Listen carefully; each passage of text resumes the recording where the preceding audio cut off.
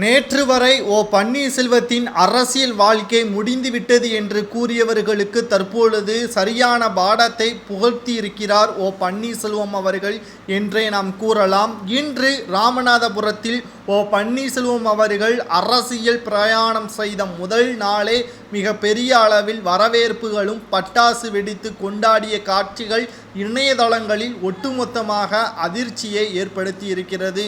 சுயேட்சையாக தனி சின்னத்தில் ராமநாதபுரத்தில் நீதியே வெல்ல வேண்டும் என்பதற்காக எடப்பாடி பழனிசாமி என்ற துரோகியை வீழ்த்த வேண்டும் என்பதற்காக நீதி கேட்டு ராமநாதபுரத்தில் நிற்கிறேன் என்று மன்னர் சேதுபதி ஆளுகைப்பட்ட மக்கள் சரியான நீதியை வழங்குவார்கள் என பன்னீர்செல்வம் அவர்கள் இன்று வந்த முதல் நாளே தெரிவித்திருக்கிறார். கிட்டத்தட்ட பன்னீர்செல்வம் அவர்கள் எப்பொழுதுமே தேனியில்தான் களத்தை காண்பார். ஆனால் தற்பொழுது ராமநாதபுரம் மக்களை நம்பி முதல் முறையாக நாடாளுமன்ற தேர்தலில் களம் இறங்குகிறார். மக்களின் நீதிக்காகவும் அதிமுகவை மீட்டெடுப்பதற்காகவும் ராமநாதபுரம் மக்கள் எனக்கு பின்னால் இருப்பார்கள் என்பதை நான் முழுமையாக நம்புகிறேன் என்றும் பன்னீர்செல்வம் அவர்கள் கூறியுள்ளார். நாடாளுமன்ற தேர்தலில் போட்டியிடுவதற்கு பாஜக கூட்டணியில் இணைந்தார் முன்னாள் முதலமைச்சர் பன்னீர்செல்வம் அவர்கள்.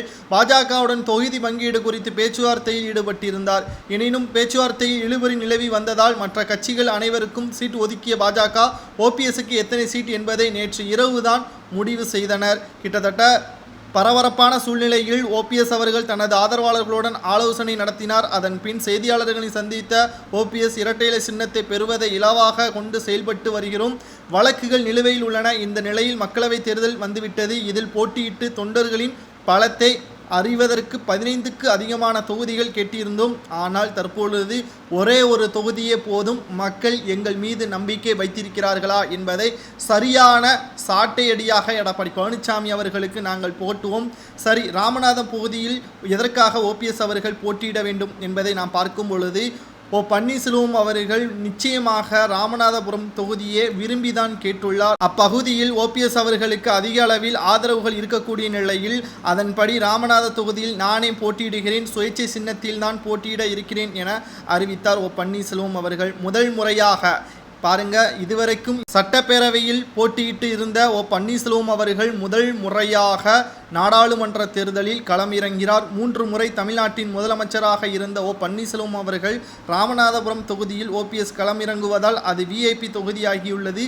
திமுக கூட்டணியில் முஸ்லீம் லீக் கட்சியின் நவாஸ்கனி, அதிமுக சார்பில் ஜெயபெருமாள் ஆகியோருடன் களத்தில் இறங்குகிறார். திமுகவின் கூட்டணியான முஸ்லீம் லீக் கட்சியின் நவாஸ்கனி அவர்கள் ஏற்கனவே அப்பகுதியில் எம்பியாக தேர்வு செய்யப்பட்டவர். இந்த நிலையில்தான் வெற்றி பெறுவதற்கு அனைத்தும் சாதகமாக இருக்கக்கூடிய நிலையில் ஓபிஎஸ் அவர்கள் ராமநாதபுரத்தை தேர்வு செய்திருப்பதாக அரசியல் வட்டாரத்தில் பேச்சுக்கள் அடிபட்டு இருக்கிறது. வெற்றியடைவாரா என்பதை உங்களது கருத்துக்களை கூறுங்கள்.